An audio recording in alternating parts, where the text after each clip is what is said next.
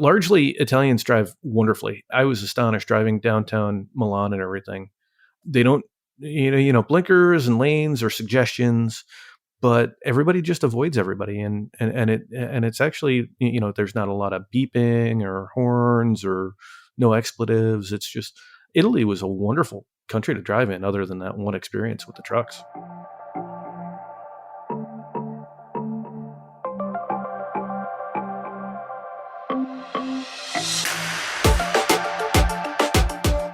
Welcome to Travel Stories with your hosts, Tom Kim and Trevor Mountcastle. This episode, we talk the French and Italian Rivieras. Welcome, my friend. Yeah, I just didn't have like a good segue into saying hello to you. I know. What happened? I think you just must be exhausted from all the European travel. Well, we did take a little bit of a break. We sort of, front loaded our June recordings, and so we did have a little bit of a break, and so now we're a little bit rusty as we're trying to get back to this. That's true. We're getting back. We've done a little bit of a hiatus, I guess. This is our summer hiatus. And I think we've done this last year as well. I mean, we just you just need a couple of weeks off to sort of freshen up the ideas, refresh the ideas, think a little bit more creatively. We're going to try to do something a little bit different with this episode. And we've got some more innovative things to come, I think, in some of the episodes down the line, right? Always innovating. Yeah, and here we are. We're both coming off trips. I think this one, I hate to take the lion's share of the time, but I think this is one, at least for me, this was a pretty milestone-y. You were gone for a long time, and I should know. I had to pick you. I dropped you off and picked you up from the airport. That was a big deal. The parking for an 18-day trip, the logistics for all that. I mean, that is not insignificant. That was a very incredible thing that you did, and we really appreciate it, especially considering there were 4 of us traveling, car seat, luggage, all that other stuff. And you made time in your day, both, on the way out and the way back. Well, I have this kind of mantra around picking people up from the airport. I like to do it. It's actually one of my favorite things to do because people who know me probably hear me say this all the time. It's an asymmetric good.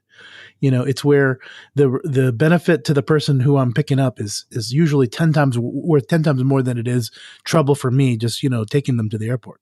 It might be 100 times. Yeah. When you think about, for this trip, because it was a family trip, we had the mother-in-law with, who is a little mobilely challenged, much as with your folks.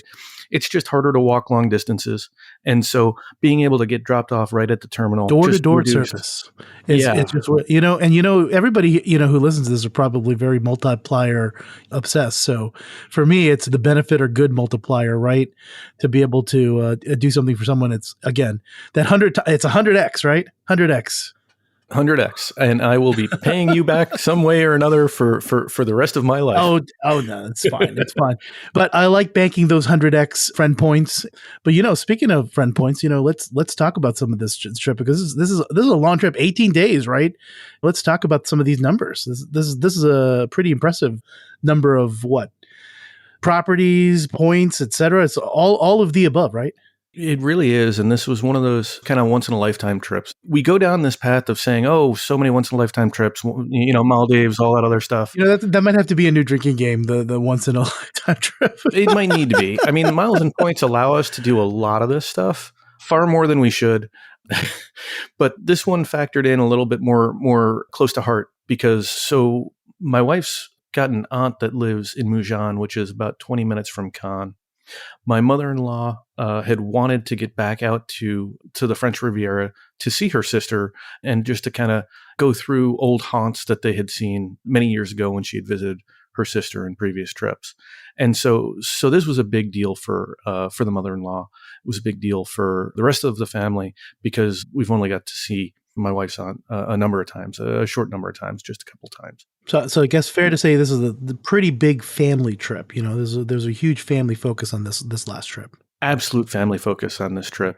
And so we had that time to spend with the aunt, but we also, wanted to see the area, because I had never been, and my wife had wanted to share a lot of the stuff that she had seen when she was a teenager with me and with our daughter. And then we had to figure out how the heck we were getting home. And so we added the Italian Riviera part to it, and sort of did that little bit of a hockey stick up to Milan. Ultimately, we had 5 hotels They were all but one were Hyatts. There was one that was in a core and will forever reign in the worst 5 hotels that we've ever stayed at. It's joining the annals of your most what is it, the lowest hotels you've ever stayed in, right? Well, what would that be? Your worst 5 list? It is definitely in the worst 5 list at this time. And it was, if it had not been a safe hotel, it would have been in the like bottom 2. But it's in the bottom 5, and we don't really keep that list terribly up to date because we don't really often get something that badly. But yes, get to that in a moment. We did do something really different for us. We did 2 apartments, and we also drove. My wife's aunt let us drive her. She had a second car that she graciously let us borrow for about a week, and that was standard. My wife knows how to drive standard better than I do. She, being an absolute saint, drove for the first week. If push came to shove, I could have gotten behind the wheel and I probably would have done fine. But I ate my ego and I said, you know what? When she got behind the wheel, it just clicked. Like, have you ever seen someone like they haven't done something? It's like getting on a bicycle, right? Yeah, exactly. Yeah. And you just see, boom, they just know exactly what they're doing. I mean, she got into this car. She's shifting it like she was at a stoplight, and she was just working through the shifts with her eyes closed. She wasn't even looking at the shifter. And I was like, you know what? You're just going to drive this. I'm totally good. And then I'll put in my time when we get a rental later on in the trip. And let's see, the last thing 2 other pieces by the numbers before I get into how much this actually cost. That's what everyone's waiting for, you know. And we don't really talk about it that much, right? We don't talk about that part much, but we'll get there. I think we do. I mean, we kind of tell you a little bit about the redemption side on these podcasts. So I think we're usually pretty open about these things. I don't usually track it as closely as I probably should. But yeah, so probably the biggest thing was the first night away from our daughter. Because we had my wife's aunt and her mother, our daughter stayed with them. And then they stayed with them in a little town called Fréjus, which is about 20, 30 minutes from Cannes in the south of France. And we flew from Nice, France, to Milan, Italy, for an overnight at the Park Hyatt. We picked up a rental car, which we ended up driving back to be able to have that rental car to get us ultimately to Milan for a flight out. And so our first night away from our daughter, we literally went to another country. Yeah, well, I mean, I guess you had two grand people, so to babysit. So probably as an ideal situation as you would think. Although it does sound more dramatic when you say you left the country. You left your daughter in another country. Yeah. I don't know. It sounded good when I said it in my head. I mean, effectively, we were really only about 2.5 hours away by car because if something happened, they would have been able to drive our way. We would have been able to drive their way, and really only 2.5 hours away. But it sounds more dramatic being a different country. And then because it was so hot and because the gelato was just so incredibly good, I think we got very near 50 cups of gelato or ice cream or cones of gelato in our 18 days. Too bad those punch cards don't, go over borders or anything. You think you'd have a couple free gelatos by that point.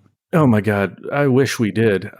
We found some really good gelato places though. They were pretty good. What was the best flavor? Like what was the resounding favorite flavor? Our daughter loves strawberry, and that was absolutely amazing. There were a few hot days, and my wife got a lemon chiffon, and it was just absolutely perfect for the heat. And then I just happened to go in. There was a weird caramel flavor, and it was only like the one day we were in Milan. We were in Milan multiple days, but like only one day we went to this non-chain gelato place recommended by the Hyatt-centric staff. And it was just this like simply fantastic caramel. And it was like an amaretto caramel. And it was just, I was so disappointed when they didn't have it the next day. Like we went back the next 2 days and both days they didn't have it. And I was just heartbroken because I was like, this is the best I've had. Yeah, it's like the Costco of gelatos, huh? You better get it that day and it may not be there the next, huh? We're going to go with that. Yeah.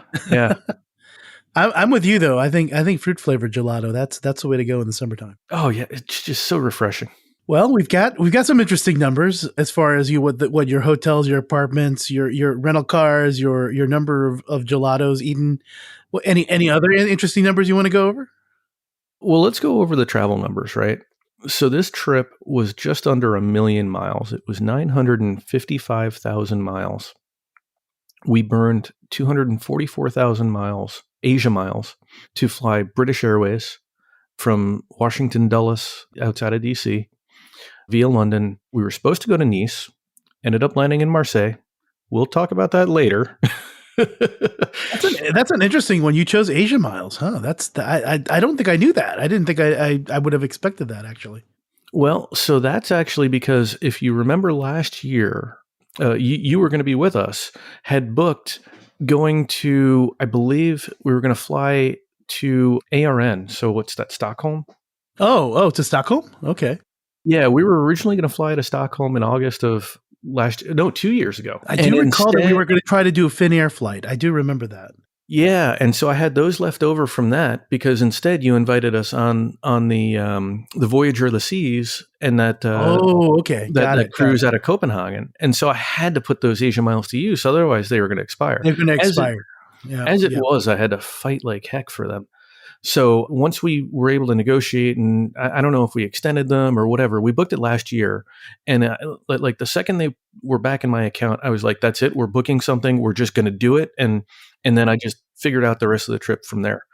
Then we ended up burning 280,000 Aeroplan miles to fly from Milan via Zurich back home to Dulles. And we booked, I'm 90% sure that this number is right, but we used about 265,000 Hyatt points for the Hyatt hotels. In some cases, we had 2 rooms per night, and we also were able to do the family rate in Milan. So instead of spending like, I think it's 20,000 per room, we spent 20,000 for one room. And then I think I paid 167 or so dollars for the second room, kind of leveraging that family rate that Joe Chung had shared with us on the Asia Pacific episode that he graciously joined us for some months ago from his trip last year.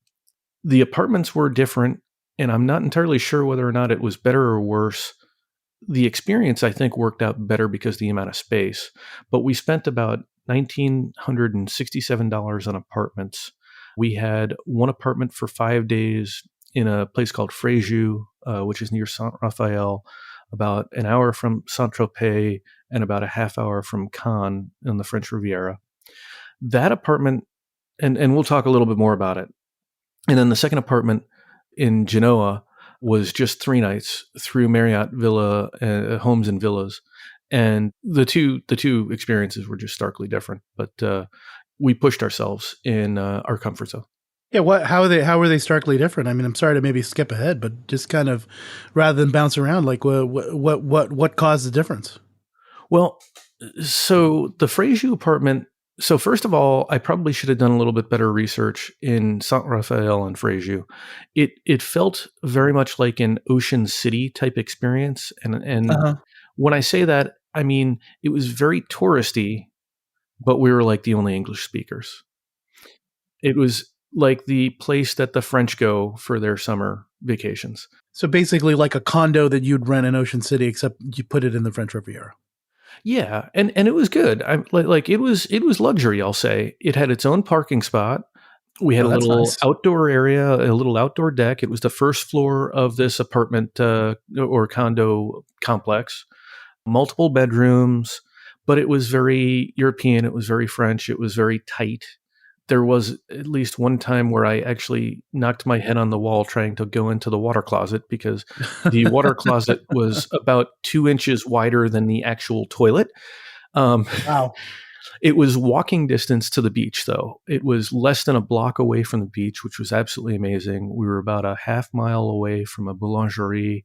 So I'd let my wife sleep. My daughter and I would walk down, or I'd put her in a stroller. We'd walk down to the boulangerie, get breakfast.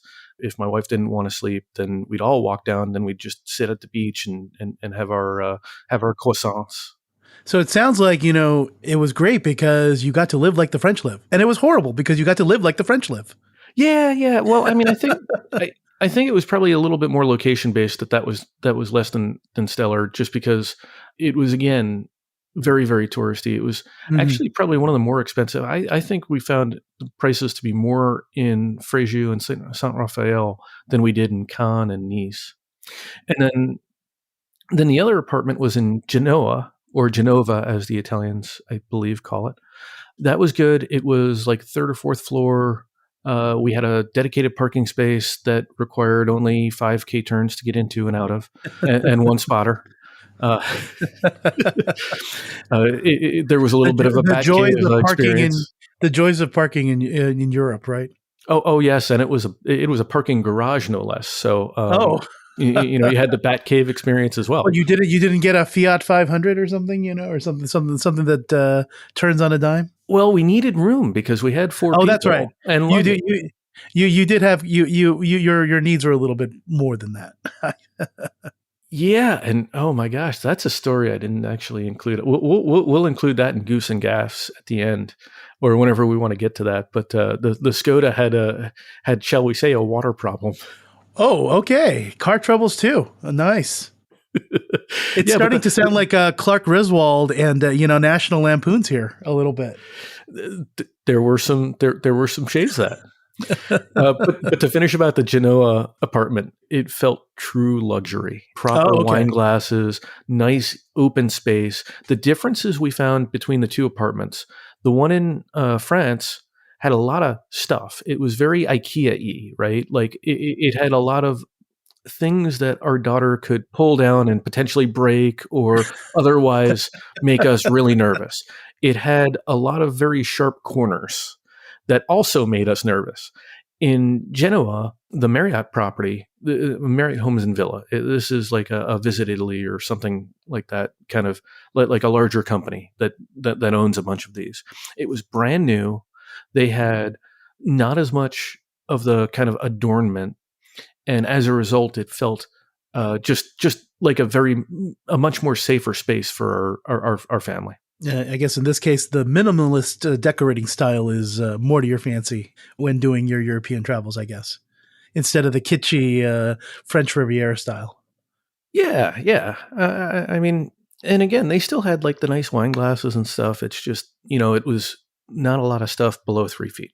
Well, it's interesting. It's interesting that there is. I guess you're noticing an apparent difference from the two different modes of, I guess, rental. It was the other an Airbnb, or like what platform was the one in France? Booking.com. It was Booking.com. Yeah. I literally did things that are completely out of my comfort zone on this one. I was gonna say, like, of all the places, Booking.com. I mean, that's just it's so random. Well, so I looked at Vacasa. Vacasa doesn't do Europe, so far Uh-huh. as I could tell. We have RCI, and I couldn't find anything there. So originally, when this trip was being planned, up until about 6 months out, the feeling was is that my wife's aunt might have had a friend that might have had an open apartment that might have been available for us to rent and utilize. And that sort of went off the table about 6 months prior. And so then we started to scramble with, okay, when can we get into hotels? When can we not get into hotels? Hyatt Regency's 30 or 25 or 30,000. The Hotel Martinez in Cannes is 40 or 40,000 miles, 40 or 45,000 Hyatt points. And so suddenly an 18-day trip becomes unaffordable if you're spending 30 to 40,000 points per night for a hotel. And so we just had to pivot. And that's kind of in all candor, that made it a lot more fun. I mean, there were some downsides, but it definitely made this much more memorable. Yeah, I mean, I think you. I mean, I'm not going to go ahead and criticize, the way you did it, because I completely agree. I think if you had to spend all 18 nights in category what 5 6 hotels 7 hotels on the Hyatt side, that does start getting pretty cost prohibitive. So finding alternatives, I think, makes a lot of sense, and definitely seems to be the right way to do it. I mean, I'd say splurge to enjoy some of those high category offerings, so you can have a taste, but there's no reason why you need to be there for a whole week. Yeah, and I have to say, after 5 days in an apartment, we did 3 days in the apartment, moved to the Park Hyatt Milan for that one night, leaving the family back. and then we back for another night, and then we moved to the Hotel Martinez. And I have to tell you, I didn't realize how much I appreciated both the Park Hyatt Milan and the Hotel Martinez in Cannes. We got in there and we were just like, oh my God, this is the luxury we're used to. This is the luxury that we have underappreciated for so long. We had a newfound appreciation for the bedding, the service. They bring the bags up. It didn't have to huff everything back and forth to the car. Those small little things that, like, candidly, we were taking it for granted over the course of our travels, and so now we have a healthy appreciation for it again. Well, and quite honestly, sometimes that's a good thing because absence. What is it? Absence makes the heart grow fonder. Sometimes the appreciation comes after the lack of, right? And like you said, I think you get accustomed to certain things when you say it, like the high level hotels, and of course, not experiencing them and forgetting, like, oh yeah, where's the guy that's taking my bag? Where are the 1,000 thread linens? Where are all these fancy things? And you're like, oh yeah, that's right. I'm in an Airbnb or I'm in a Booking.com rental. Yeah. Would we do it again? I think we would in the right circumstance. But but yeah, I think we like our housekeeping, our room service. Well, not room service, but our housekeeping and you like your room serviced. You maybe not room service, but you like daily housekeeping. Yes, absolutely. This trip, I guess, was interesting, I guess, from a couple of perspectives for you. I mean, it's obviously another big family trip. It's one where, you did bring the mother-in-law. So it's one extra body than maybe what you've done in the past. Right. And that complicated things, I imagine, just a tad. Yeah. I mean, I'm convinced that 3 seats is hard. Two seats. I was like, you know what? You can do 2 seats anytime, right? The first 2 years of my daughter's life, I was like, you know what? We can find 2 seats. We're good. I mean, that's super easy. Do it last minute, all that other stuff. 3 seats, it gets harder. We're in a situation right now where we're trying to find 3 seats home for a trip in the fall, and we're starting to look for next year. I mean, just 3 seats to try to get down to Florida sometimes is hard. But when you add that 4th seat, it's sort of like the difference between trying to race a 100-yard dash when we're getting into the Olympics, right? So whatever that 100-yard dash is versus doing a triathlon. Well, I mean, we have pretty geeky, listeners. Maybe we could just say it's the difference between going exponential and going factorial. We're going to go with that. We are going to go with that. We are going with that. Yeah. So finding that 4th seat, I was really surprised at how hard that was. And I know that the family gave me a little bit of pushback over a number of times, both during the trip and prior to the trip, about that British Airways. And I think we had a 4 or 6 hour connection in British Airways. There were a lot of people unhappy about that. And I could not do anything better about it. The Asia Miles. You mean basically, flying BA across the Atlantic? Is that they? Now, was this the older product, or was this the club suites? No, this was on the A380. This is the older product. This is just, I mean, I would not recommend it. Yeah, literally, we had Asia Miles that were going to expire. I was going to get them used one way or another, and I paid for it with the happiness of the family on the way out. The goodness is once they saw that beautiful blue water on the of the Mediterranean, they forgot all about it. we just had to go through the pain to get to Saturday morning. Yeah, definitely one of the less, I guess, attractive options to go over the Atlantic these days, is that British Airways seat. It's that traditional yin yang seat where you get a lovely view of your seatmate, and especially awkward if you don't actually know who they are when with takeoff and landing, right? Relatively dense product over the Atlantic.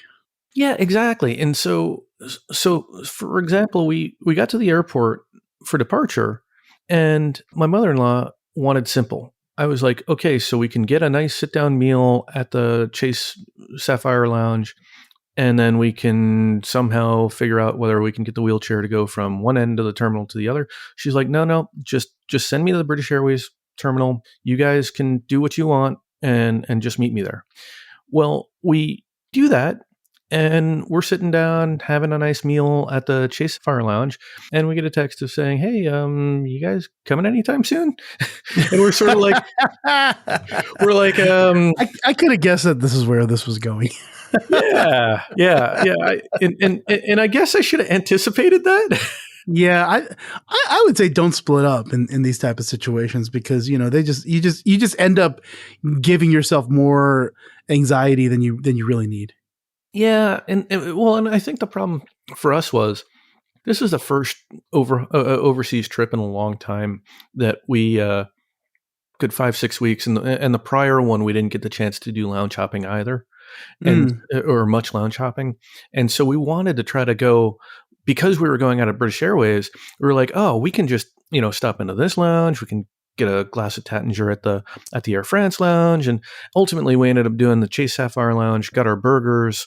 They have a great kids chicken tender meal that our daughter just loves.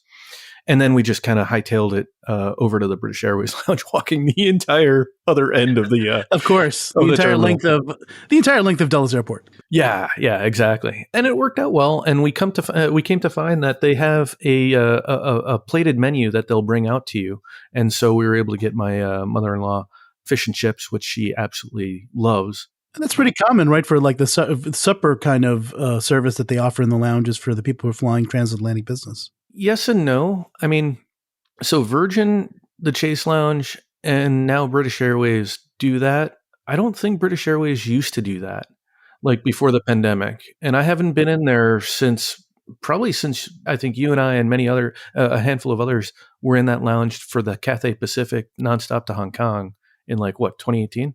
When I recall, because I have actually left on British Airways, if in business class or first class, I think they do offer a slightly different service for their own customers. That they don't offer it for the partners, obviously, but for their own customers, they typically have some kind of in lounge dining.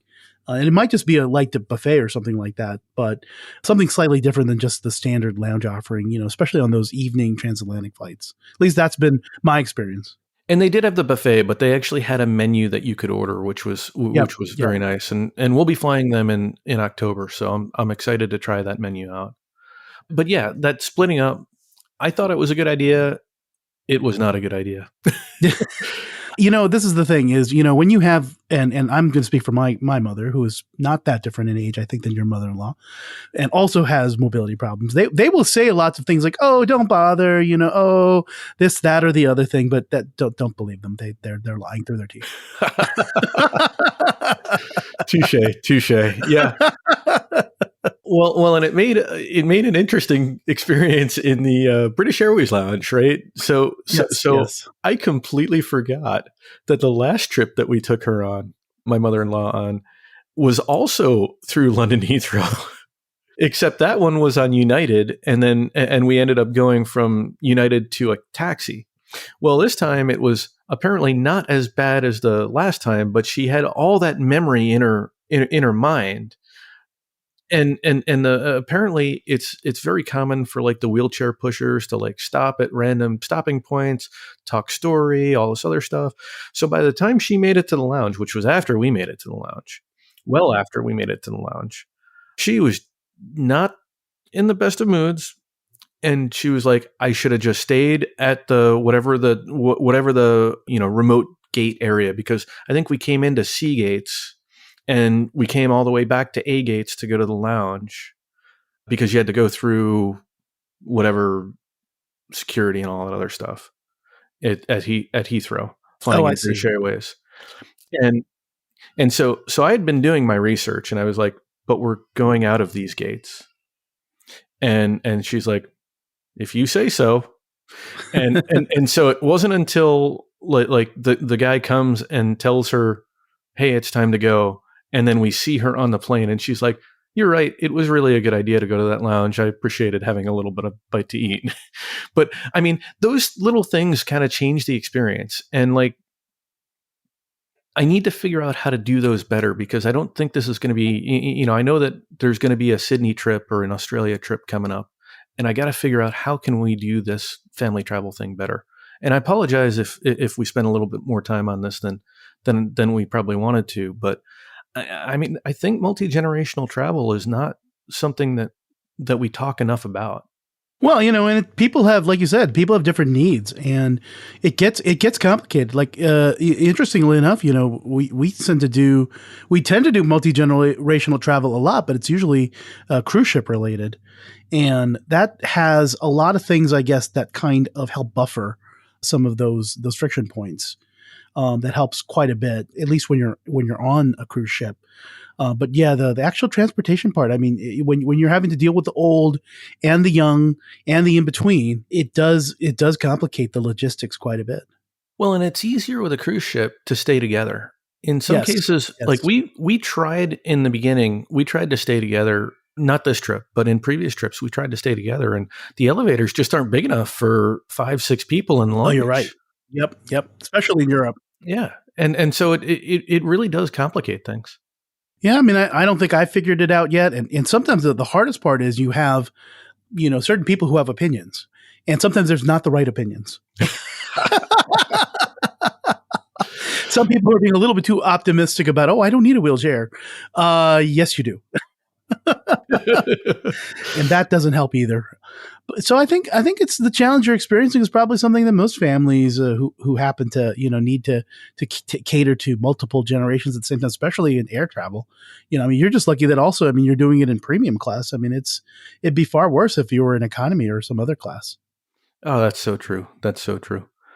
So just to close out a little bit on our family travel topic, if I may, through the course of the trip, we were reminded about how much we enjoy finding little play yards or play parks or kids parks. And so in the course of the trip, we have created a Google Maps shared, a shared list. We'll include the link in the show notes.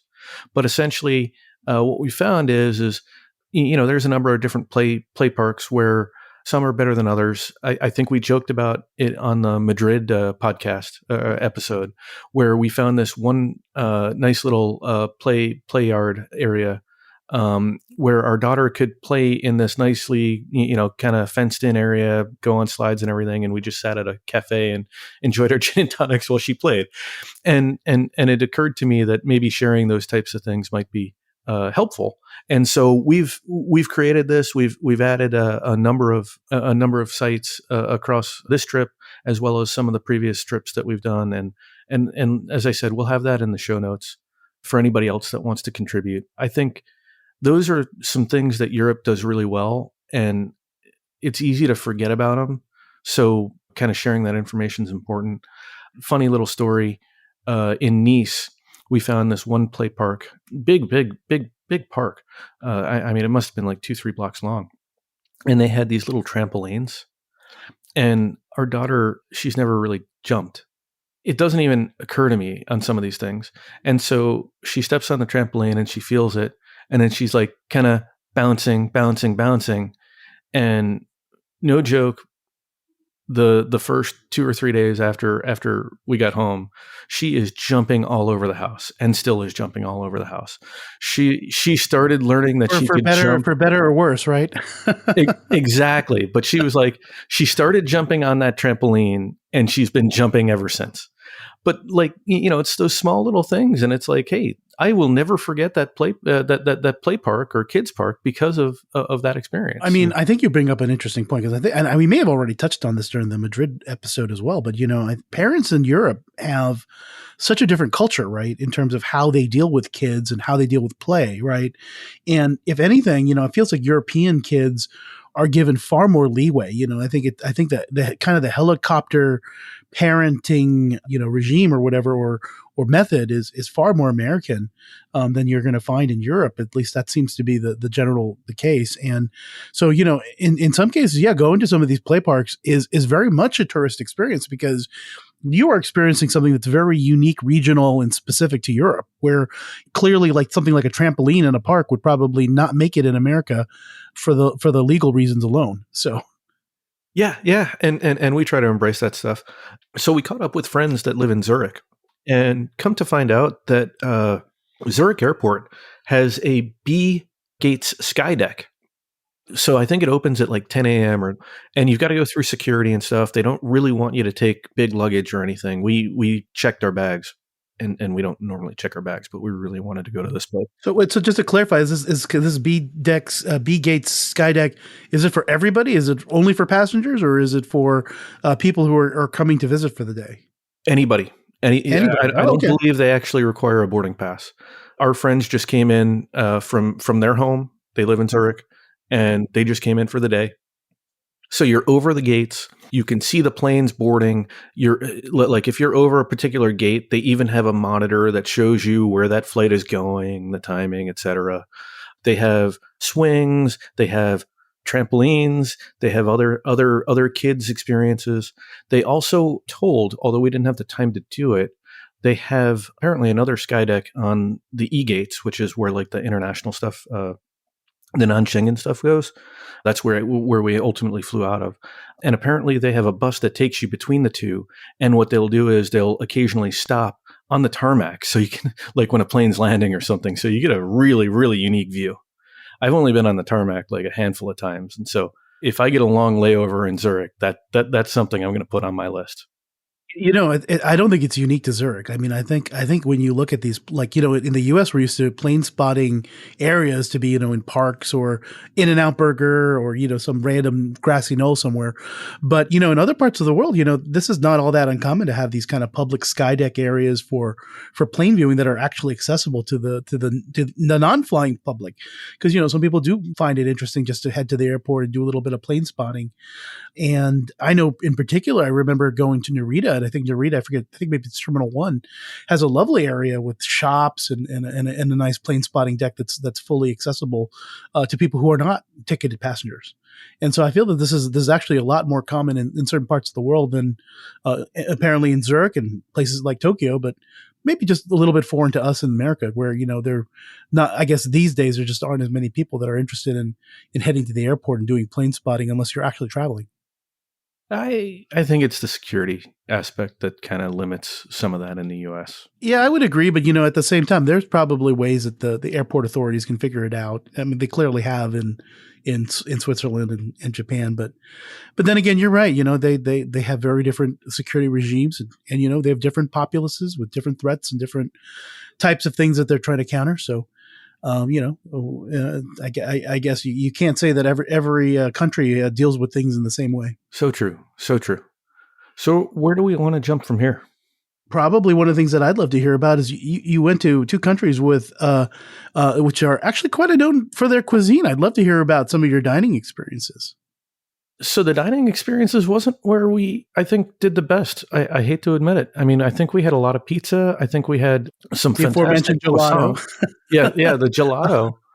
We arrived in Nice, I think, early Saturday morning, the 14th of June. And I say that because the 15th of June was the Ironman triathlon. And so we had a kind of a unique experience. My wife had seen the Ironman in Kona, Hawaii.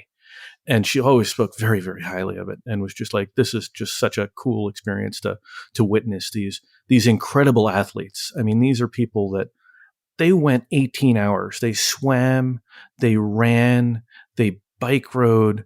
I mean, like I was astonished. And I'm getting to the food part, but I say all that because it was really, really hard for us to get reservations when we were in Nice. And so we found a couple of nice places that the hotel concierge was able to kind of point us to. They were still in a little bit more of the touristy area. We didn't do any Michelin star. We didn't do any of that kind of really, really special stuff relative to when we were in Nice or Cannes. We did go to this one really cool winery, and the name escapes me right now, which is really frustrating. I'll include it in the show notes. But they had a little Airstream food truck, and it was just so incredibly wonderful. We're sitting at this vineyard in southern France. We got a bottle of rosé. We got a very nice lunch. I think my daughter had some of the best fried chicken nuggets that she had in the entire trip, and far better than what you can find in some of the common places here. And we're literally just sitting overlooking the vineyard. And so, I mean, I think I'm trying to think. I think my wife had a poke bowl that she really enjoyed. Just kind of a unique. Traditional French food, poke bowl. You'd be amazed at how much poke they had. Like No, I'm everywhere was a I'm not poke surprised bowl. at all. I'm not surprised at all. But at the same time, it reminds me again. We do live in a globalist world, right? Where some things, they do seem to transcend borders. They do, and then there are some things that transcend borders that make it feel more like a globo hobo or what did we Oh, coin it last you're episode? you're you're channeling the globos, huh? Yes, yes, yes, yes. The global hobos. So from an eating perspective, it was either kind of meh and lackluster, or it was an experience that we really sought out. And so we really sought out that airstream in southern France. We sought out a really unique experience, and we've talked about this on previous podcasts. And offline, probably far more offline than you ever want to admit, about how my focus of late has been really trying to get more unique experiences. And it's probably infused by the fact of watching Eugene Levy on The Reluctant Traveler, back to the days of Anthony Bourdain or Stanley Tucci, and kind of those unique experiences. Well, my friend, thanks to Nick Reyes, who we had on a few episodes ago, I found something very close to the dream. We went to a little place about an hour and a half north of Genoa in Italy called Acqua Terme, a beautiful little town. It's a really cool little wine area. We didn't get the chance to do any of the wineries. I should have reached out to the owner where we had the dinner, and she could have coordinated all that. Ariella was just absolutely awesome. We did a pizza making experience. And so they have a little apartment that they do for like Airbnb as well. They do tours, they do pasta for lunches. And so they've got a family. It's a husband, wife, and I think they've got 4 kids. And they essentially do a pizza making experience. It cost a bunch. I'm not gonna sugarcoat it. I think it was a little bit below $300 for 4 of us, including my daughter. I think we had to pay full price for her. But they sort of did something that sort of made it more interesting, right? Originally, we were the only ones that were going to be there, and so the husband is, I think, Norwegian, somewhere Nordic, and they had neighbors that had kind of moved in to town just I guess for the summer. They moved down that were also Norwegian or Nordic, and so they had another family with 2 kids. And I'm pretty convinced that we paid for the whole like 3 families worth of meals, but it made it more of a collective kind of cultural experience because we were able to chat with the other guests that were Norwegian, able to chat with the husband and wife, and they had lived in Bermuda, so we had that connection to be able to chat about. Since my wife and I had been there for our honeymoon, and I'd been to Bermuda more times than most other countries. And so like, we had a lot to connect on, and we had the ability to also make this just wonderful pizza. Some of the best pizza I would say the best pizza I've ever had was at this place. And probably because I had a piece in making it. They served rosé, sparkling rosé that was literally made 10 kilometers away. They served a nice white wine and red wine over dinner that was 5 kilometers away.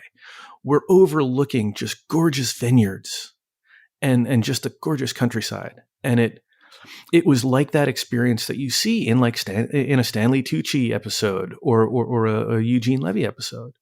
And sitting at like the kind of family style table and everything. It was all hyper local sounds like is a good term for it. And oh yeah, and it sounds like you just had an extremely, what do you call it, curated meal. Is what it sounded like. it was. I mean, it was just such a cool experience. I mean, literally, we were on a single lane road just to get to this place.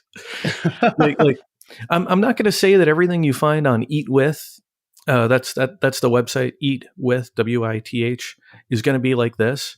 But I just have to give absolute kudos to Nick for sharing that, because that just was such an incredible experience.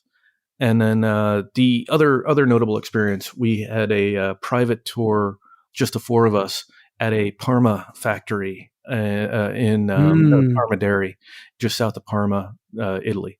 And so we saw the whole process of how they make make Parmesan Reggiano cheese Oh, through each stage. And we got I'm so jealous. oh god, and we got to taste. I think it was 12 or 18 months, 24 months, and 36 months old.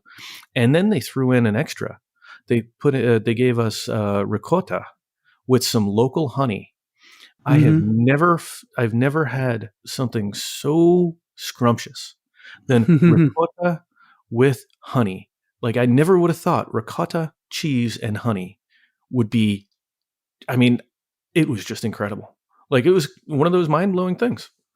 Yeah, no, it sounds wonderful. I mean, again, I've definitely had my share of Parmesan Reggiano, and to be able to go to the source, it's like you're going to the cheese mecca there. Oh yeah, and the interesting thing is they've got like X number of dairies, and they're limited to certain amounts, right? So they're limited. The one we were at, they're trying to get up to 12 wheels a day.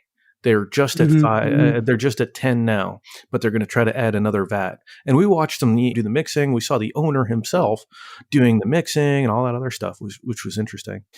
And then just to close off the food, something I didn't realize, and I don't think we noticed when we were in Venice or previously in Rome, is they do this aperitivo thing. And when we were at the Duomo in Milan, we go up.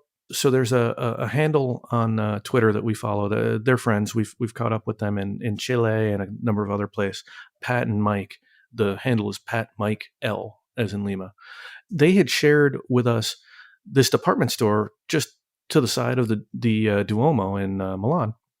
You go up to the top floor and they have a bunch of restaurants. And so we went to this one restaurant, and I'll include it in the show notes. And they do this aperitivo and a drink. And let's say it's 15 euro. And you're literally, 6, 7 floors up, looking at the Duomo, being able to observe the beauty of all that workmanship. And they bring you some focaccia, some burrata, which was just amazing, and a glass of prosecco or gin and tonic, whatever you want to drink. And we found that aperitivo, while it varied across all the cities that we were in Italy, usually really took the edge off, as you're trying to make it to a dinner at, after 8 o'clock at night. How very European of you. I mean, when you're there for 18 days, you kind of have to You gotta adapt. pick up. You gotta do as the Romans do, right?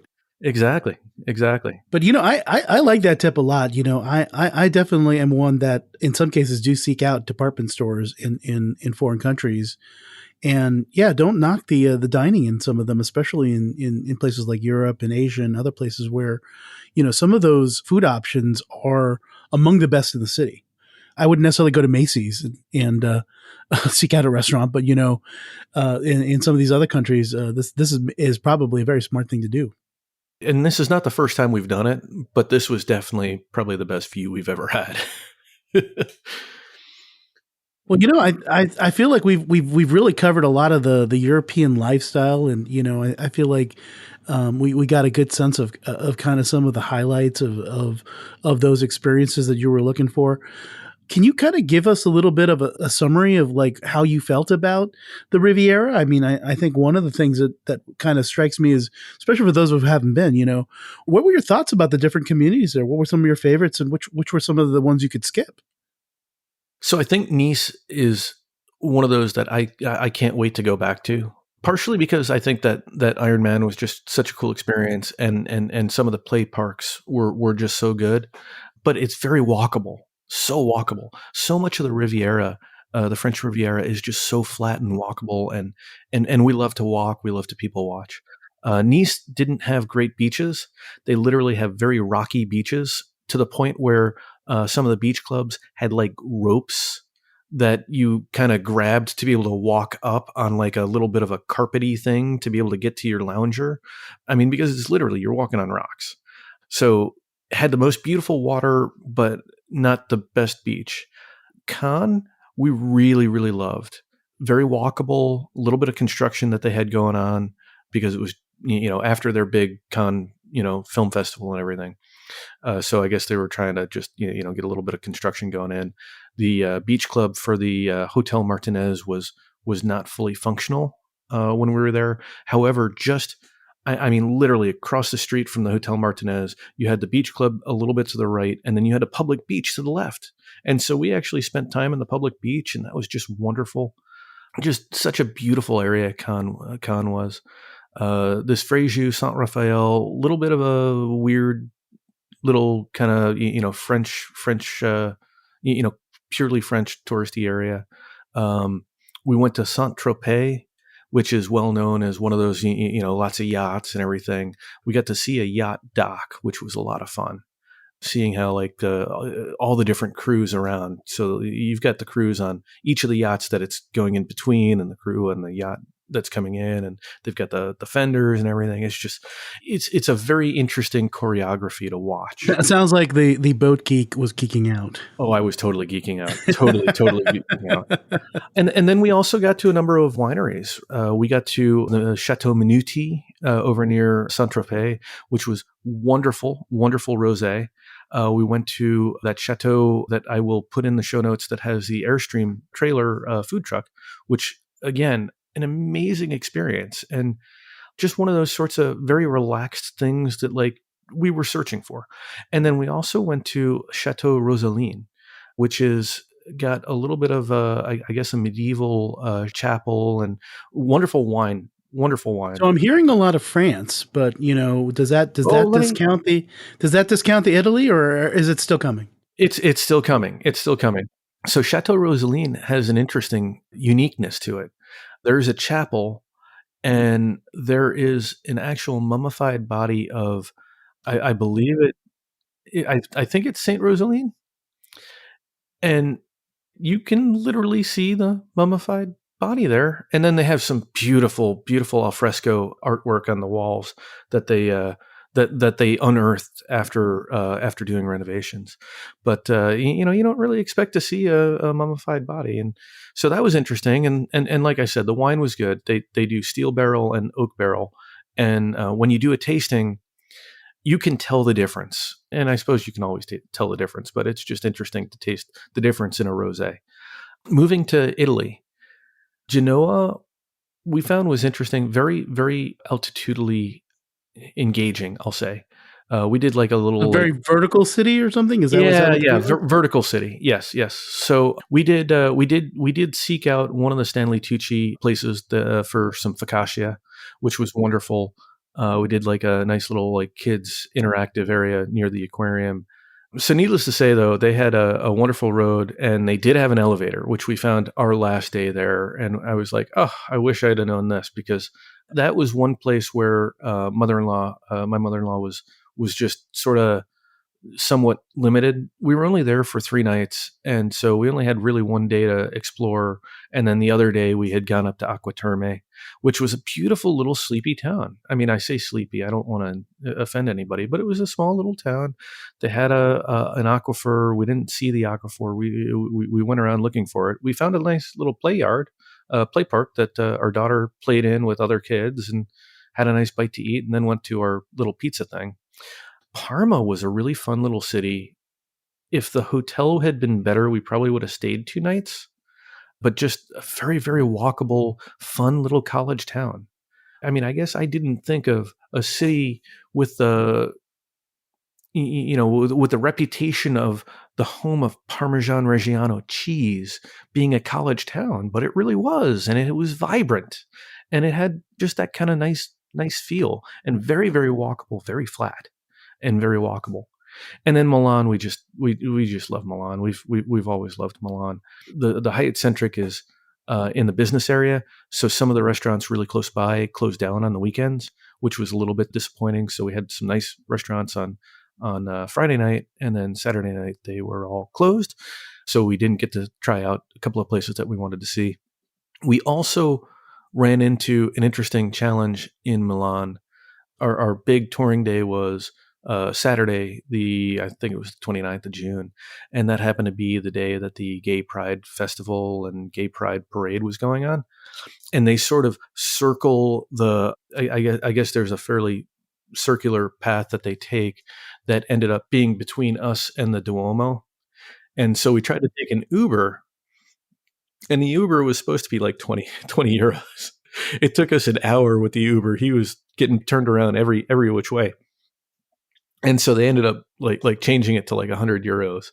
And and I was like, if I knew it was going to be that, I wouldn't have taken it. And thankfully I put a little complaint in, not a problem with the driver, just Right, right, right.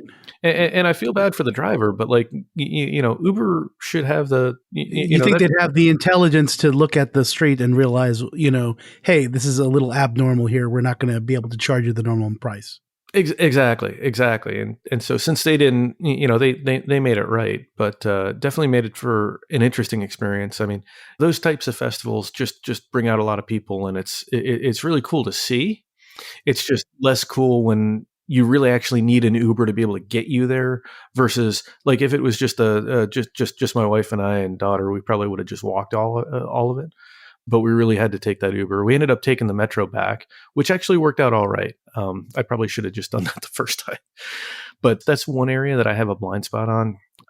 Well, you're also with your mother-in-law, and by the way, just because you have the thought to use mass transit doesn't mean that mass transit always is the option. I mean, I was fully ready to take mass transit from Heathrow Airport to London. And of course, the Jubilee line went down exactly when I wanted to use it. We had to completely change our plans for that too. So it happens. You just have to be adaptable, I think. But what I'm hearing is I'm hearing a tale of two cities or two countries here. It seems like a very, very seaside-esque French vacation and a very much more land-focused Italian vacation. And it really was that way. I mean, even though Genoa is on the water, it didn't feel at all on the water. I mean, it literally just felt like another city that just happened to have a port, for lack of a better way of saying it. And maybe that was better that way. I mean, I of course want to make it to the Amalfi Coast and down further. And I mean, there's a lot of Italy that we still have to see. So I don't want to judge it just based on kind of what we experienced. But I'm happy to have gotten to Genoa, just knowing the history of Genoa. I mean, it's very well known for the well, I suppose it's known for their salami. They're known for their focaccia, and their ham. the ham, and then the oh gosh, what is pesto? Did you know that pesto has tree nuts in it? Pine nuts. Pine nuts. Yeah, yes. I can't eat pine nuts. Pinolas. So I was very disappointed when I learned that pesto had pine nuts, and we were going to the home of pesto. Yes. But needless to say, everybody else was able to have pesto, and they all enjoyed it. And I just sort of looked down and just kind of whimpered a bit and went on with my. We might be able to, you might be able to substitute something else. And you're not allergic to all nuts, right? Just pine nuts and hazelnuts. Pine nuts, hazelnuts, tree nuts. I think. So almonds, walnuts too. No, walnuts I can do. Oh, walnuts. Yeah, you might want to substitute a different nut or something when you make your own homemade pesto or something. Yeah, but I wanted to have the original, so I missed out on. You want to have the Authentico, version, right? Yeah. But one day, if they ever figure out something for that. But yeah, it really felt like Italy was more city, land and city and mountains, and France was just much more coastal and just absolutely gorgeous. It just seems like they have those lovely seaside promenades, like you mentioned, all the kind of the flatness, and to be able to do, kind of what we are used to doing in a beach town, which is walk the boardwalk or, be able to do that seaside stroll, right? Exactly. So, you've been teasing it a couple of times. So what exactly happened at this Accor hotel that was, has made your infamous 5 worst ever list of hotels? What exactly happened there? So this Accor hotel was advertised as a 4 or 5 star hotel. The location was absolutely wonderful. I will totally give it credit on the location, just outside of the old town. I booked it non-refundable through American Express. It was not even a hotel collection or fine hotels and resorts. I needed somewhere to book it through, and we get there, and this hotel was. It was probably a wonderful hotel 40 or 50 years ago. The mattresses didn't seem like they had been updated in 40 years. All the accoutrements, the furnishing and everything literally looked like it was 30 to 40 years since they had last had some sort of an update. apparently because you book it, because I booked it through American Express, because I mean, they did have a lower rate. They saw it as Expedia, so I couldn't even get any points. Not that I have much use for Accor points right now, but overall, just the hotel really was one of those really, really old feeling. I mean, the smell of the hotel, they couldn't get the air conditioning down. It just was one of those things where we had gotten out of this apartment. The apartment wasn't amazing by any means, but it was comfortable. And this place, like, none of us could get a good night's sleep in the one night that we were there. So the next morning we said, you know what, we're just leaving. We're going to give up the second night. Don't charge us for the parking, and we'll go our way. You go your way, and we're just never going to Was stay at this this a hotel again. core branded? Like, what was the actual brand of the hotel?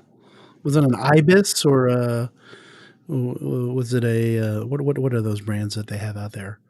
Oh, I knew you were going to ask this, and I've got to. You have a mental block. Apparently, you're compartmentalizing.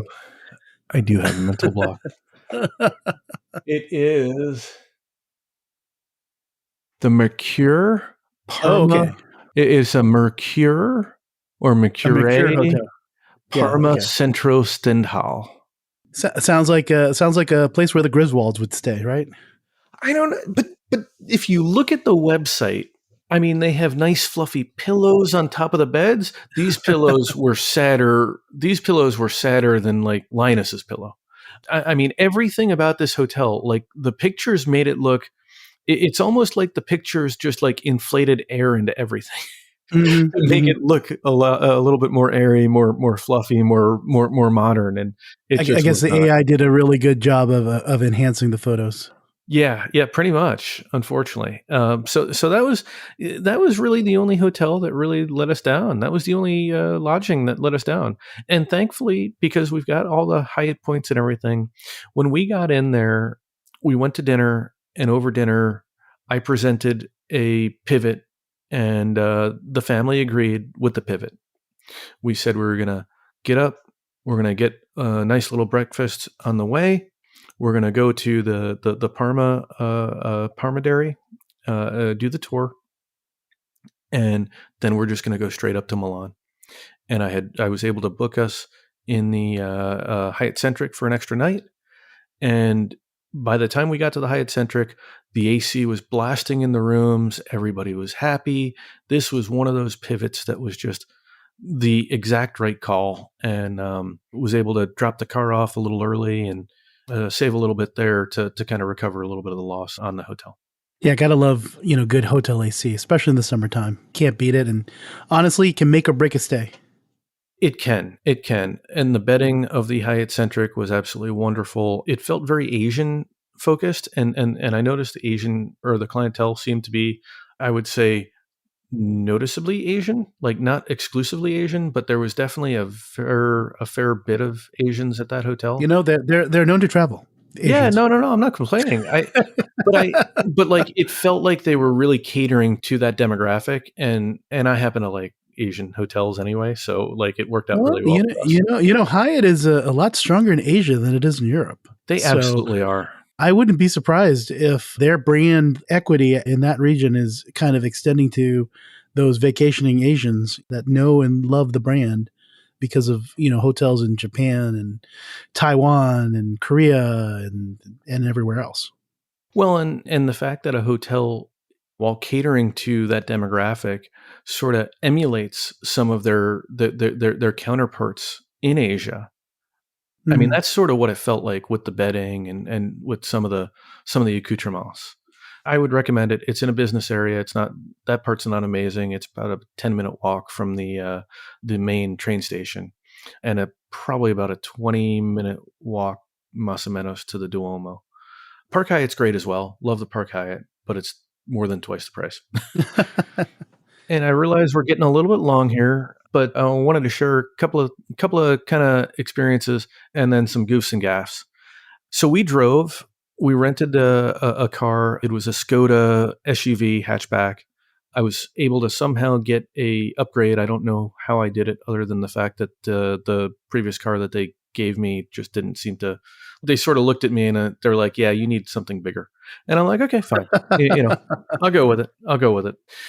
Turns out that the car had some sort of weird random thing going on. We didn't notice it at the time. We had that bag. Remember that bag, the blue bag that we bought in Singapore? And I realize this is weird for for our listeners, but that Bausch and Lomb, was it Bausch and Lomb? You mean the Longchamp bag? Longchamp, yes, Longchamp. Yeah, Yeah, but yeah, yeah. you got me confused. I heard Bausch and Lomb, and I'm thinking contact lenses. What? Longchamp, Bausch and Long. I mean, it's close. Yeah.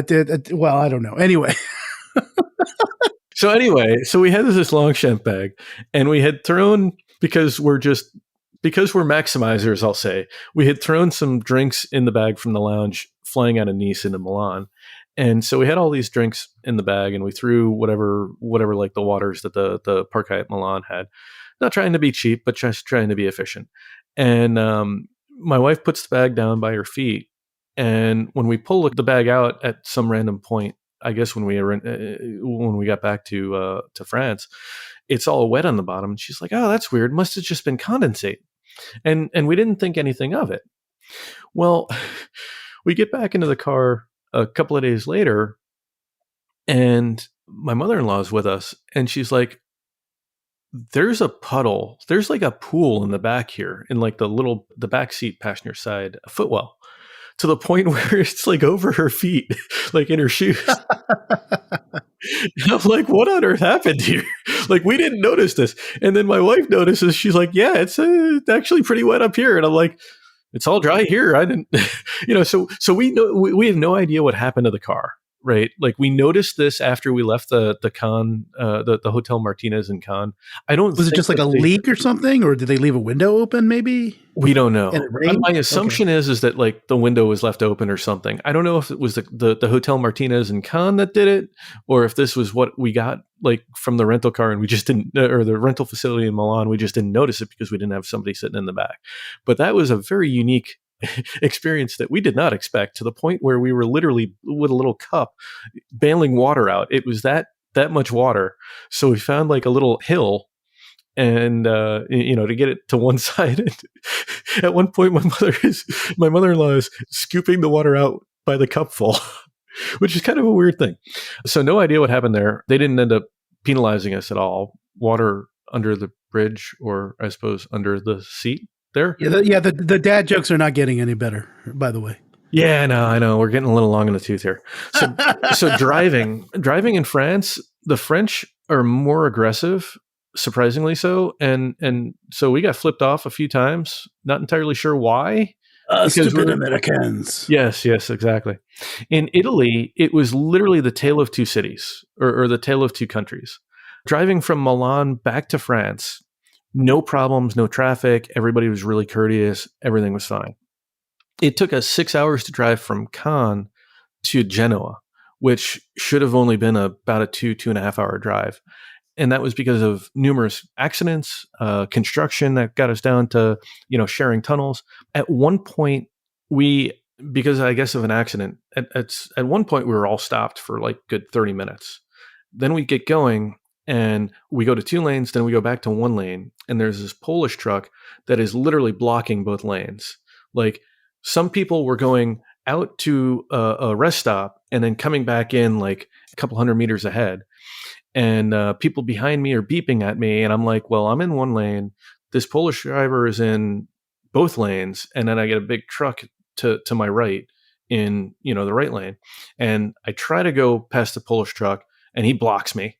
And then he opens his door and he's like, he flips me whatever motion he flipped me. In New York, I'd call it the bird. And so we end up finally getting going, and a little bit of my New Yorker came out. Now, for our listeners, I don't know if I've talked too much about a little bit of my New York heritage, but I have driven in Lower Manhattan. I've driven in Thailand. I've driven in a fair amount of places. And so here we are, we're merging as we're entering a tunnel. The Polish truck is in front of me. I've got a truck next to me, and his grill is a little bit ahead and a little bit behind my right side view mirror. And I'm of the opinion that I'm going to go behind this Polish truck, and the truck in the right lane is going to just back off. Everybody else in the car was wondering whether or not I was going to lose the side view mirror. At one point, my wife said that she closed her eyes.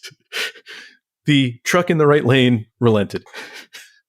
It was one of those moments where I suppose I got to learn a little bit more about how the Italians drive. But largely, Italians drive wonderfully. I was astonished driving downtown Milan and everything. They don't, blinkers and lanes or suggestions, but everybody just avoids everybody, and it's actually, there's not a lot of beeping or horns or no expletives. It's just Italy was a wonderful country to drive in, other than that one experience with the trucks. So, like, would you say that you would do it again? Would you? I mean, was renting the car the right decision, or would a different mode of transportation made more sense? I think it was absolutely the right decision. And the only thing I would have done differently is I would have left a whole lot earlier at a con. Got it. I think we left at like noon or 1 o'clock, and I think we just got Oh, okay. caught with everything. Had we left at like 10, we would have been fine. Sounds like what would happen to you if you left Ocean City around noon or 1 o'clock. You'd probably be in just about the same amount of delay. Yeah, no. I totally agree with that. I don't know. I think these truck drivers were just pissed and unhappy, and it was a Sunday, and why were they working on a Sunday? And I think people just had a bad day, but I just thought it was interesting because I don't know. I sometimes I push my luck, and this was one of those where I was just pigheaded, and I sometimes we got to just accept that we're Well, I mean, pigheaded. you get a little bit of road rage, when a truck is kind of doing what it's not supposed to do. I didn't really treat it as road rage, as the zipper works in a particular way, and this is how I'm going to work it because you blocked me, and so yeah, I don't know. Nobody followed me. There was nothing. There was no Russell Crowe experience afterwards. So I mean, all's well that ends well. That's right. That's right. But it's good to know that the Italians, I guess, are a little bit more, a little bit more kind when it comes to their fellow drivers than maybe the French. Oh, and the tolls. There are a lot of tolls. Oh, in Italy, huh? Yeah, it felt like so. The autostrada is convenient because you just take a ticket, just like the turnpike, and then you pay like 34 euros when you finally get off. Oh God, that's some sticker shock. Yeah. Wow. Yeah. It's not an Well, insignificant. mind you, the turnpike isn't exactly isn't really cheap either. So you could probably get some sticker shock running the entire turnpike as well. Exactly. Yeah. And then in France, instead of the tickets, you just stopped and tapped your card. The convenient thing is that you just literally tap tap into your card. Yes, contactless card, which I found to be very convenient. I mean, I almost preferred that compared to having to do like some sort of easy pass thing where the rental car company is going to figure out a way to charge you $10 a day for something that you're paying a toll for like $2 or €2. Yeah, tolls make me just infuriate me, especially in the rental car experience, just having all those different transceivers and, what they end up charging you for your 50-cent toll. Yeah, overall though, I was very impressed with the ease of the rental car experience. It was not as easy as National. I did through National, by the way, but they didn't have a Emerald Isle or anything else. You had to go to the counter, then you had to go to another counter, but it wasn't nearly as involved as I had feared it would be. It was still more involved than like if you went to Avis or something where you didn't have like the go right to your car thing. But yeah, I kept fearing that there was going to be a gotcha, and it never came. And so I'm all in all, I would rent a car again. I would drive in Italy again. I would drive in France again. There a lot of the things that we tried differently in this trip. I'd do it again because it all just worked out so well. So I guess we heard a lot about your land travels. Of course, you did still have to cross an ocean, right, to get back home. And you were able to fly, I guess, a European air carrier that I'm not that familiar with, actually. Oh, you're not familiar with Swiss? I have never flown Swiss. I did not know that. Nope, never have. So Swiss only recently added Dulles to their network, and that made until this ITA tie-up with Lufthansa Group goes final, that made Swiss the last of the Lufthansa Group long haul, I suppose, brands to connect to Dulles. And so We were really excited with that one. I don't know. Edelweiss, I don't think we have Edelweiss. Oh man, you proved me wrong. Damn. Mind you, they're typically to tourist destinations, not so much, Well, a national capital. but if you're going to go that way, what's the other Lufthansa one? Eurowings, but they don't typically do transatlantic. Doesn't Eurowings do Tampa Bay? Does Eurowings go to Tampa? Well, there you go. That's one more brand. Okay. The major premium brands. The mainline flag carrier brands. Yeah. So needless to say, we were excited to see Swiss. Ironically enough, we had flown, the last time we flew Swiss was when we flew from Bangkok to Zurich. Not Bangkok, Beijing to Zurich with my mother-in-law. So my mother-in-law's flown almost as many Swiss flights as my wife and I. And so we were really excited about that. As an aside, I have been seeing a lot of middling opening of the Swiss space because I think a lot of people aren't looking at a flight out of Zurich to Dulles. So that might be an opportunity going forward. We got 4 seats, I think, a month or 2 months out of our trip. So sometime in May or April, we were able to get 4 seats straight away. I made a gaffe, though, booking through Air Canada. I chose our seats, and I didn't realize it until I was looking at the bill later after it was not changeable. I paid an egregious amount to book 2 throne seats. I should have just not bothered to book any seats at all, in hindsight. The throne was nice on the, I think it was A330. What did they charge? What exorbitant fee were you charged? I think for the 2, I paid like $500. Oh, each or for both? I think it was $500 or $540 for all for both. Okay. And I'm not very happy about that. It was hard for me to say that. I was really frustrated with myself after I noticed it. I think in hindsight, sounds like a surprise fuel surcharge. It's like you picked up the card from Monopoly and chances pay additional fuel surcharge. YQ. Yeah, that's what it felt like. I mean, I had booked it literally on my phone. Like we were out somewhere and I was like, oh, I see the space. I got to grab it now. And I just did it. And sometimes when you just kind of act quick, it just doesn't go the way you want it. But you know what? Everything worked out. And by the time I noticed it, I was like, card's already paid off, all that other stuff. You feel like you got less value. But the reality is the trip was incredible. Everybody was very happy. And everybody was really happy with their seats on the way home too. So all's well that ends well, I guess is what I'd say. The onboard product for Swiss is pretty good. I like it. The food's good. They had a very nice wine, I thought. Nothing amazing on the champagne or bubble side, but reasonable enough. And the food, I think the food was pretty good. Not as good as our last flight. We flew Beijing to Zurich. I want to say it was like in 2012 or 2013. And I had one of the best steaks I've ever had on a plane in any cabin. So would you say that it's superior to Austrian, or it seemed like it would be better than Lufthansa's standard business class, at least from a hard product standpoint? Yeah, I liked it better than Lufthansa. I think the wines were better on Lufthansa than Swiss. I still think Austrian has a better meal product. And the onboard chef and the coffee menu, I think just sets Austrian aside, which is ironic because Austrian doesn't have a first class cabin and Swiss does. Mm-hmm, mm-hmm. I don't know. That's perplexing to me because I expected Swiss to be so much better. And if I gauged it on like 10 years ago, then I would say Swiss best business out of the 4, but I kind of put it neck and neck with Austrian.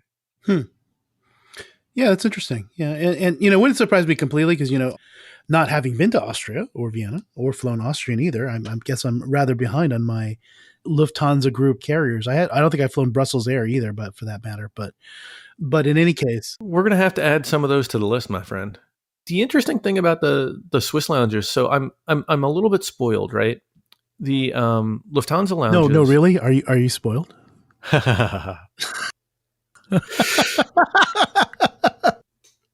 Quiet you. Well, so the Lufthansa lounges, if you have an American Express Platinum card, you can get into like the next nicer level, right? So like you go into the if you're in business class, instead of the business class, you go to the Senator's Lounge.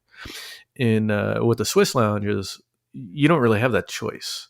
I don't even know if they have the next up, but when we've flown Swiss in economy, we've not been able to get into any lounge. But they do have an arrivals lounge, which which was kind of funny. So we went to the arrivals lounge before we went to the B sky deck, and they have this little thing that says like hit the call button, and then like the door will open, all this other stuff, right? Well, I'm here to tell you that we hit the call button for a good 90 seconds and nobody answered. So finally, I just said, you know what? I really want to see what's on the other side of this door. And so I did like a Captain America where I just opened the door. It was like one of those sliding doors, and so I just like separated the doors. And after a certain point, they just naturally opened. We walked in, stepped into the elevator, walked up, showed our boarding passes, and no one was the wiser. But it was definitely a weird experience to have to like literally physically separate the doors to just get in. They did have ice cream. That's the other thing. The lounges have Movenpick ice cream. Oh, Movenpick ice cream. That is very, very good stuff. There were multiple Movenpicks that were enjoyed during that layover. I will say that.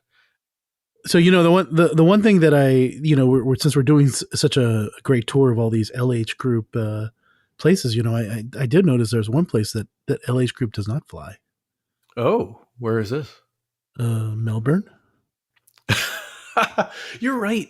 That's the interesting thing. No LH Group seems to fly to the Australian continent, let alone Melbourne itself. Drink time. That is the one thing. Like I had wanted to try to figure out multiple times how I could like route. Like they don't have a kangaroo route at all. Yeah, they really don't. I guess the Germans didn't really. The Germanic peoples didn't actually colonize that part of the world. Now I have to go back and look to see if Air France or KLM have that route or not. I mean, I know they do Fifth Freedom from Singapore to Denpasar, Bali, but I don't think they get down to Australia either. Yeah, they may not, but they get close. I mean, they definitely get to Singapore, and of course, you realize that the French Polynesia has some routing there as well. Yeah, how do they do? But they do that primarily through LAX, right? I believe so, or at least they did at one point. I haven't really kept up on my Fifth Freedom flights, but yes. Well, I wonder whether Qantas doing that Perth to Paris is going to create a little bit of a desire for competition, or a little desire for Air France to try to go there. I think I was listening to the Air France CEO on the Air Show podcast this morning, from like way back when they were at the IATA general meeting in Dubai, and he was saying something to the effect of they only have two 14-hour or longer routes in the Air France KLM group. Oh, really? Yeah. That's surprising. I guess I didn't think about it, that they're really not into the ultra long haul. Yeah, it was interesting because they were talking about what aircraft they're looking at, and I think they're taking on 90 or 99 A350s. And when asked about the 777-9X, they're sort of like, well, we only have two 14-hour routes, I should say. Yeah, apparently that CEO, and I don't know the name off the top of my head, was the former, I think, Air Canada CEO. So worked on both sides of the Atlantic. Ben? Is his first name Ben or something like that? I'm trying to remember. It's either Ben or Brian. It's okay. A B. It's definitely a B. Yeah, it's definitely a B. But there are those French overseas territories that they don't serve nonstop, and of course, they don't currently have those 14-hour flights. They could obviously convert some of these flights that need to stop in other places. Some of these Fifth Freedoms exist clearly because they couldn't do a nonstop. But even though with modern day planes, it's very possible for them to kind of eliminate a stop if they wanted to. Yeah, that's true. I think the interesting thing, I think Ben Smith, it's Ben Smith, by the way. Yes, yes.